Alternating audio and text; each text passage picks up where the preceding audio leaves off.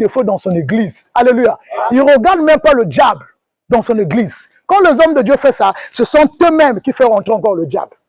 C'est quand les gens appellent l'esprit là. Il faut rentrer notre esprit là. Parce qu'il n'y a pas deux esprits.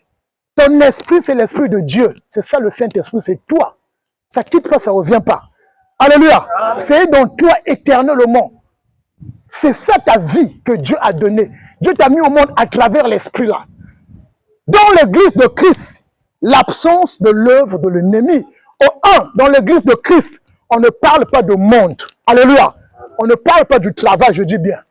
On ne parle pas des examens, on ne parle pas de voyage, on ne parle pas des enfants. On ne parle pas aussi des mariages dans l'église de Jésus. On ne parle pas ça. Il y a des gens qui ne prient pas, qui se marient. Il y a des gens qui ne prient pas, qui mettent au monde.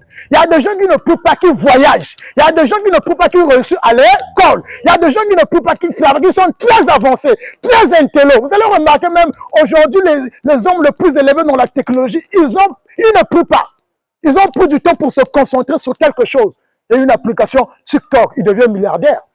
Alléluia. Ce n'est pas Dieu qui a fait ce qu'il apprend ça. Il a pris son temps sur ça. Donc, il y a un temps dans le monde où tu dois te concentrer pour ta vie. Mais quand tu viens à l'église, laisse-moi ta vie ailleurs là. Quand Dieu te regarde là, ta prière, si tu demandes travail là, c'est pas ce qu'il veut écouter. Il se plaît parce que ton esprit est en train de prier. Alléluia. Même si tu pries pour ton problème, normalement, c'est pas ça. Alléluia. C'est pas ça. C'est pas ce qu'il veut écouter. C'est pas ce que même Dieu veut qu'on prie. Donc attention, lorsqu'on se retrouve, on se rassemble. Jésus-Christ, quand il se rassemblait avec ses disciples, il parlait que du royaume de Dieu. Il parlait qu'en parabole. Il leur parlait que de l'avenir. Et quel avenir? Le ciel. Quel avenir? Vivre avec Dieu. Quel avenir? C'est pas aujourd'hui que non, oh, ton avenir, je vois en Amérique, tu vas mourir. Les gens ne meurent pas là-bas. Il y a des gens qui rentrent en prison là-bas, tu quittes ici, tu vas en Amérique, tu deviens un junkie ou tu prends la drogue, on t'arrête. Tu es en prison. Il y a beaucoup de gens qui sont partis là-bas, qui sont en prison. Oh, ton avenir, l'autre avenir, c'est où? Voilà, notre avenir, c'est en Christ. Et nous avons notre avenir par l'Esprit. On a le cachet du ciel à travers l'Esprit qu'on a reçu. Tu n'as pas besoin qu'on te prophétise sur les choses du monde. Alléluia. Ça n'existe pas. L'homme du monde, si le magicien fait ça, mais comment Dieu va faire ça? C'est minable. Les hommes ont transformé l'église par leur propriété.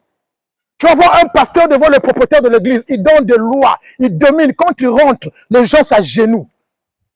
Alléluia. Il y a des autres, quand tu rentres, on te dit, reste d'abord là. Mais lui, quand tu rentres, on ouvre la voie. Mais il est devenu Dieu. Alléluia. Donc, il diminue les gens. Ça, ce n'est pas l'église, ça, c'est l'assemblée. L'église de Jésus, quand il nous regarde tous à l'égalité. Quand on voit les petits enfants avec nous, nous sommes égales. Il n'y a pas de distinction que tu es pasteur, que tu es prophète. Il n'y en a pas. Alléluia. L'église de Christ est esprit. Et cette église est universelle. Il n'y a qu'une seule église. Il n'y a pas deux. Même si les gens divisent, qui manguisent, catholiques, Dieu ne connaît pas ça. Dieu connaît qu'une seule église. Ceux qui sont unis par l'esprit. Alléluia. Lisons la parole du Seigneur. On aura grâce à Dieu. 1 Jean, chapitre